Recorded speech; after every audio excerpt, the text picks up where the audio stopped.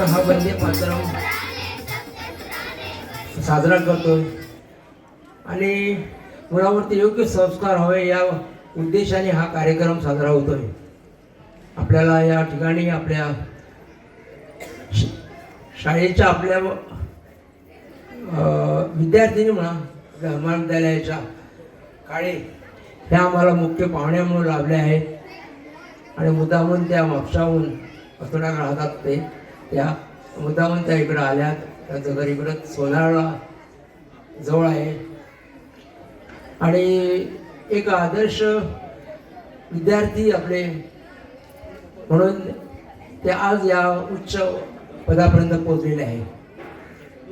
तर सर्वांचं तिचं आम्ही हार्दिक स्वागत करतो। त्याचबरोबर आपलं सर्वांचं जे पालकवर्ग आहे त्यांचं सर्व शिक्षिका त्याचबरोबर आपले हनुमान विद्यालयाचे हायस्कूलचे टीचर्स बाकी क्लरिकल जे आपले लोक आहेत ते आणि तुम्हा सर्वांना आणखी एकदा तुमचं स्वागत करतो आणि माझे 2 शब्द संपवतो। जय हिंद। जी विद्यार्थिनी आहे जसं टीचरने सांगितलं 5वी ते 10वी मी या शाळेत शिक्षण घेतलेलं आहे। 2002 मध्ये मला ॲडमिशन मिळालेलं। अगदी सांगायचं म्हणजे मला आताच आठवण झालेली की मला शाळेत ॲडमिशन पण मिळत नव्हतं कारण त्यावेळेला लिमिटेड सीट्स असायच्या हनुमान विद्यालयाच्या आणि माझी दिदी ऑलरेडी शाळेत तिला ॲडमिशन मिळालेलं आणि माझ्या आई अक्षरशः झगडून ॲडमिशन हनुमान विद्यालयात घेतलेलं होतं। पण ते त्यावेळेला चेअरमॅन होते काका करमळकर सर, त्यांना सांगून मला ॲडमिशन मिळालेलं आमच्या शाळेत। पण तेव्हापासून मी एक गोष्ट अगदी मनापासून सांगते की अगदी प्रायमरी लेवलपासून माझं शिक्षण आमच्या गावातच 1ली ते 4थी झालं। सरकारी प्राथमिक विद्यालय सोनार सत्तरी गोवा। आम्हाला केळकर टीचर म्हणून होत्या, त्याच्यानंतर गोवेकर टीचर म्हणून आम्हाला दुसरी शिकवायच्या आणि 1ली 3री 4थी केळकर टीचरने शिकवलेलं आहे।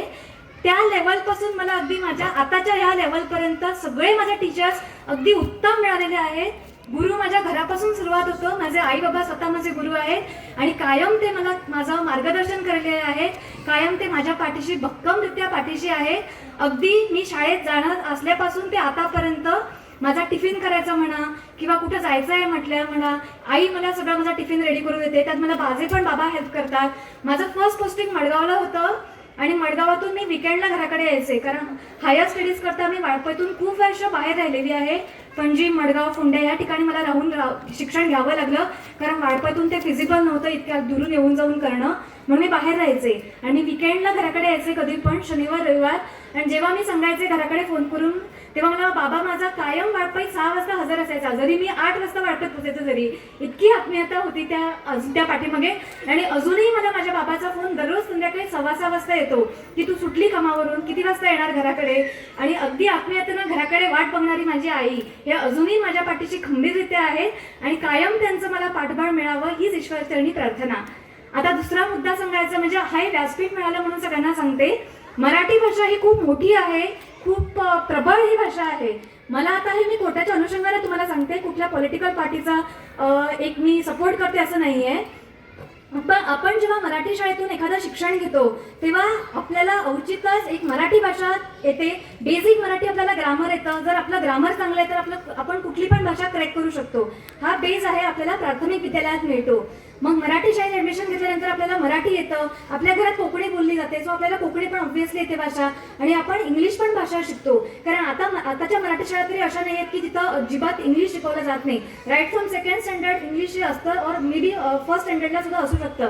बेसिक ABCD ज्या लाईन्स असतात त्या तरी आपण शिकवतो त्या शाळेत। सो हे बेसिक शिक्षण आपल्याला मिळतं म्हणजे आपल्याला इंग्लिश भाषा पण तेवढीच प्रबळ होत जाते। त्यामुळे पुढच्या ज्या आपली आयुष्याची वाटचाल होते त्यावेळेला आपल्याला 3 भाषा बेस हा तयार होतो आपला, मराठी, इंग्लिश आणि कोकणी या 3ही भाषा येतात। लाईक फ्रॉम कोर्टच्या पर्पजप्रमाणे जर सांगायचं झालं तर कधी कधी आम्हाला खूप वेळा ॲक्च्युली ज्या खूप लोक असे येतात रस्टिक विटनेस आम्ही त्यांना म्हणतो, ज्यांना अजिबात इंग्लिश भाषेचा अजिबात त्यांना बेजही असत नाही, काही असत नाही। खूपशा बायका येतात, पुरुष येतात ज्यांना फक्त कोकणी येते, निव्वळ कोकणी। आता सध्या मी म्हापशाला आहे सो त्यांच्याकडची बारदेस तालुक्याची कोकणी मी सध्या शिकत आहे त्यांच्याकडून।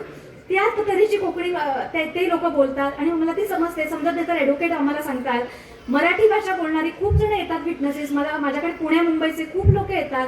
ज्यांच्यावरती स्पेशली वुमन रिलेटेड ऑफेन्सेस होतात ते इन कॅमेरा प्रोसिडिंग्स आम्ही करतो. मग त्यावेळी त्या खूपशा अशा गोष्टी सांगतात. आता मला मराठी भाषा माझी मातृभाषा असल्या कारणाने मला कधीच तो इश्यू होत नाही, पण खूप वेळा ॲडव्होकेट म्हणा किंवा आणि कोणी म्हणा, पब्लिक प्रॉसिक्युटर्स म्हणा, खूप लोकांना हा त्रास होतो की त्यांना फक्त इंग्लिश भाषा येते, बाकीच्या भाषा येत नाहीत. मग त्यांना सांगायचं कसं, ट्रान्सलेट करायचं कसं. आता मला येते त्यामुळे माझ्या पोटात मी डायरेक्ट ट्रान्सलेट करून विटनेसला विचारते, पण हे जर आपण सगळेजण ह्या भाषा शिकतो त्याला कोणालाच हा प्रॉब्लेम होणार नाही. त्यामुळे सगळ्या पालकांचं अभिनंदन की तुम्ही सगळ्यांनी मराठी शाळेत हा प्रवेश घेतलेला आहे. कारण तुम्ही सगळेजण हे ठरवा की आपण मुलांना मराठी शाळेत घातल्यानंतर सगळ्या भाषा मुलांना त्या येणारच आहेत. त्यामुळे सगळ्यांचं तुमचं अगदी मनापासून अभिनंदन ह्या गोष्टीबद्दल. सेकंडली, आता दुसरा मुद्दा, एक ज्वलंत विषय आपण म्हणतो की खूप वेळा आता टेक्नॉलॉजी बदलत चालली आहे. आमच्या वेळी सुद्धा असे अँड्रॉइड फोन म्हणा, ॲपल आयडी, आयफोन्स वगैरे असं काही नव्हतं. अगदी साधा फोन होता, तो सुद्धा मी माझ्या कॉलेज लेवलला बघितलेला आहे. त्याच्या अगोदर सुद्धा कधीच नव्हते. आमच्याकडे लँडलाईन्स होते त्यावेळेला. पण आता सिस्टम ही बदलण्यात चाललेली आहे. प्रत्येकाच्या घरात, प्रत्येकाच्या हातात, आमच्या हातात मोबाईल फोन्स असतात. त्यामुळे ऑब्व्हियसली ती मुलं वापरत असतात. मग मुलांना आपण दटावून बसवतो तिथे, त्यांना मोबाईल वापरू नका म्हणतो, पण मुलं ऐकत नाहीत. हे पेरेंट्सचे कंप्लेंट्स येतात. मी हे सांगते कशावरून, कारण कोर्टात आमच्याकडे विटनेसेस येतात. ते कधी कधी पालक आपल्या मुलांना घेऊन येतात, त्यांना बसवतात आणि त्यांना मोबाईल हातात देतात. मग काय होतं की त्यांचे पालक बोलतात, मग ते त्यांच्यावरती तिकडे तापतात. मग हे बघते, ह्याच्यावरून मी सांगते, तुम्ही स्वतः जर मोबाईल वापरायचा कमी केला गेला, ऑब्व्हियसली तुमचे मुलं पण बंद करणार मोबाईल वापरायचा. मला पण छोटीशी मुलगी आहे, मी माझ्या मुलीच्या समोर कधीच मोबाईल वापरत नाही. म्हणून मला खूप माझ्या मोबाईलवरती मिस कॉल्स येतात आणि मी सगळ्यांना कॉलबॅक करत बसते. पण माझी मुलगी असताना मी कधीच तिच्यासमोर फोन घेत नाही. मी एखादं बुक घेऊन बसते आणि मी तिला आमच्या एक रिलेटिव्हने तिला बुक दिलेलं आहे, मुलांसाठी बुक, ते मग ती घेऊन बसते. हे जर आपण संस्कार घरापासून सुरुवात केली तर पुढे कधी प्रॉब्लेम होऊ शकत नाही. आणि एक आहे की जे प्राथमिक लेवलला जे आपण शिकतो त्याचा बेस कायम पुढेपर्यंत उरतो. जे शिक्षण आपण घेतो त्याचं, जे शिक्षण आपण घेत आहोत किंवा घेत असू शकतो पुढे, त्याचा कायम अगदी मनापासून अभ्यास करायला पाहिजे. कुठलाही सब्जेक्ट तो असो. आता आमचा हा लॉ हा इव्हॉल्विंग सब्जेक्ट आहे. आम्हाला इन अँड डे आउट आम्हाला शिकावं लागतं, कारण त्याशिवाय आम्ही ओपन कोर्टचं काम करू शकत नाही. त्यामुळे मला बाय डिफॉल्ट शिकावंच लागतं आणि मी ते अगदी आनंदाने शिकते. आज सकाळी सुद्धा आम्हाला एक खूप सेन्सिटिव्ह विषयावरती एक टॉपिक होता. आता माझ्या सर्व्हिसला 7 वर्ष पूर्ण झाली ह्या वर्षी, पण आम्हाला खूप वेळा सेकंड आणि फोर्थ सॅटर्डे फक्त सुट्टी मिळते आणि रविवारचा एक सुट्टीचा दिवस मिळतो. पण मी ज्युडिशियरीत असल्या कारणामुळे मला खूप वेळा रविवार सुद्धा वर्किंग डेज असतो किंवा सॅटर्डे, सेकंड और फोर्थ सुद्धा आम्हाला वर्कशॉप्स असतात. खूप कोणाकडे आमचे सिनियर जजेस असतात बॉम्बे हायकोर्टतर्फे, त्यांच्याबरोबर आमचं कन्व्हर्सेशन्स असतात, कॉन्फरन्सेस असतात. आज सकाळी सुद्धा मला एक खूप सेन्सिटिव्ह विषयावरती आम्हाला एक कॉन्फरन्स होती, व्हल्नरेबल विटनेसेस म्हणून. ह्याच्यावरून आम्हाला खूप वेळा टॉक्स असतात, आम्ही ऐकायचं असतं, शिकायचं असतं. ह्या सगळ्या वर्कशॉपमुळे आम्हाला आउट ऑफ द बॉक्स शिकणं काय असतं, कशा प्रकारे आम्ही इफेक्टिव्हली ज्युडिशरी आम्ही हँडल करू शकतो. गोव्यातली और अदरवाईज आम्ही बॉम्बे हायकोर्टला रिप्रेझेंट करतो. खूप ही प्रबळ ज्युडिशरी पूर्ण भारतात मानली जाते बॉम्बे हायकोर्टची, कारण इफेक्टिव्हली जजमेंट्स आमच्याकडून दिले जातात असं मानलं जातं. आज आम्हाला एक जम्मू अँड काश्मीर हायकोर्टच्या रिटायर्ड जस्टिस होत्या हिमा मित्तल म्हणून, त्या मॅडमनेच आम्हाला सांगितलं की बॉम्बे हायकोर्ट ही खूप प्रबळ ज्युडिशरी आहे पूर्ण भारतात म्हणून, आणि मला अभिमान आहे की आम्ही त्या बॉम्बे हायकोर्टला रिप्रेझेंट करतो. आता मी जसं सांगितलं की आम्हाला शनिवार रविवार पण काम असतं. 7 वर्ष झाली आता आम्हाला. एखादा शनिवार रविवार आम्हाला चुकून मी घरात असते, अदरवाईज मी खूप वेळा सकाळी 7ला बाहेर पडले की डायरेक्ट मी रात्रीच घराकडे येते. खूप वेळा असं घडतं, कारण मला घरातून माझ्या पाठबळ भरपूर अगदी भयंकर आणि जोरदार आहे. पण आणि मला पाठीमागून कसलीच काळजी नाही, मी बिंदास माझं ऑफिसचं काम करते. पण जेव्हा मी शनिवार रविवार म्हणते त्यावेळेला खूप वेळा असं वाटतं, खूप जणांना असं फिलिंग येतं डोक्यात की बाबा आपण काय शनिवार रविवारचं काम करतो. पण आमच्या बाबतीत तसं कधीच होत नाही, कारण आम्हाला अगदी कॉन्फिडन्स आहे की आम्ही आमच्या हायकोर्टतर्फे खूप चांगलं काहीतरी शिकतो. या शनिवार रविवारचा सदुपयोग त्या शनिवार रविवारचा होतो. त्यामुळे it is never waste for me at least on working on Sundays और वर्किंग ऑन एनी सॅटर्डेज. हे एखाद्या आमच्या कार्यक्षेत्रीचं काम झालं. तिसरी गोष्ट सांगायची झाली म्हणजे एखादा विषय ज्यामध्ये आपल्याला आवड आहे. लॉमध्ये यायचं झालं म्हणजे तर मी 10वीत जेव्हा होते तेव्हा मी ठरवलेलं की मला न्यायाधीश बनायचं आहे. पण अगदी मला माझ्या घरापासून कोणीच, आमच्याकडे लिगल बॅकग्राऊंड कोणी नव्हतं आणि कसं व्हायचं हे पण मला त्यावेळी माहिती नव्हतं. कोणाला विचारायचं हेही मला माहिती नव्हतं, कारण माझे आईबाबांचं काही लिगल बॅकग्राऊंड नव्हतं त्यावेळेला. म्हणून मी ठरवलं की सायन्स घ्यावं, कारण मला आर्ट्स आणि कॉमर्समध्ये अजिबात इंटरेस्ट नव्हता आणि अजूनही नाही आहे. फक्त मला लॉमध्ये फर्स्ट आणि सेकंड इयरला सोशिओलॉजी, इकॉनॉमिक सब्जेक्ट होते, जे मी फक्त शिकण्यापुरती आणि खरं सांगायचं म्हणजे एक्झाम द्यायपुरती मी त्याचा अभ्यास केलेला. अदरवाईज मला त्याच्यामध्ये अजिबात इंटरेस्ट नव्हता. म्हणून पण बाकीमध्ये लिगल फ्रेमवर्कमध्ये मला भरपूर इंटरेस्ट होता आणि आम्हाला 3rd इयरपासून शिक्षण ॲक्च्युअल लॉ सब्जेक्ट सुरू झाले. ज्यांना कोणाला लॉ परस्यू करायचं आहे पुढे किंवा जे पालक बसले आहेत त्यांच्यासाठी सांगते, कधी पण तुमच्या पालना घालायचं आहे झाल्या 12वी नंतरचं जे 5 वर्षाचं शिक्षण आहे, LLB आता पद्धत चेंज झालेली आहे, आता BSc LLB असं आहे और आणि कुठला कोर्स आहे त्याच्यामध्ये 5 वर्षाच्या शिक्षणामध्ये कधी पण ॲडमिशन घ्यायचं, कारण त्याच्यामध्ये आम्ही भरपूर शिकतो, भरपूर आपल्याला स्कोप मिळतो, बाहेर काय एक्सपोजर करायचं, कसं आपण बोलायचं, हे सगळं आपण त्यातून शिकून जातो. मी माझा लॉ ह्या एक्झामचा मला खूप जण मुलं विचारतात तुम्ही कधी अभ्यास करायला सुरुवात केली.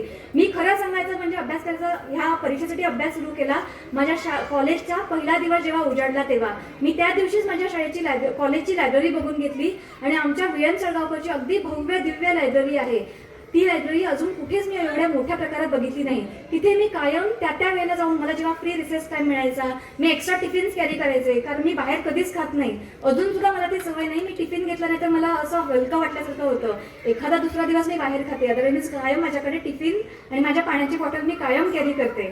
त्याच्यामुळे मला सवय झाली त्याच्याकरता. आता तुम्ही एक पहिला की समीक्षा टीचरीन वर्षभराचो अहवाल वाचला, तितून तुम्ही पळयलात की आमच्या शाळेन भरपूर वेगळे वेगळे उपक्रम करता. ह्या उपक्रमाच्या फाटल्यान कारण कितें तर आमी हांगा आमच्या शाळेन भुरग्याच्या शिक्षणा बरोबर तेचो सर्वांगीण विकास कसो जावचो हेचेर चड भर दिता आमी. आता स्नेह संमेलन म्हणजे कलाविष्कार, भुरग्यांच्या आंगान असलेले सुप्त गुणांचे प्रदर्शन. तुमकां सगळ्यांक खबर आहा की भुरग्यांक नाच गाण्याची खूप आवड असता, तांकां आपली कला सादर करपाक खूप आवडटा. तेका लागून आमच्या शाळेन वर्सान वर्स आमी स्नेह संमेलन करता. भुरगीं म्हणजे सुकणीं. आता तुम्ही पहिला सुकण्यांक जर आकाशान उडटले जाल्यार तांकां पंखांची गरज आहा. तशेंच ह्या सगळ्या भुरग्यांक आमी शिक्षकांनी आनी तुमी पालकांनी मेळून पंख दिवपाची गरज आहा.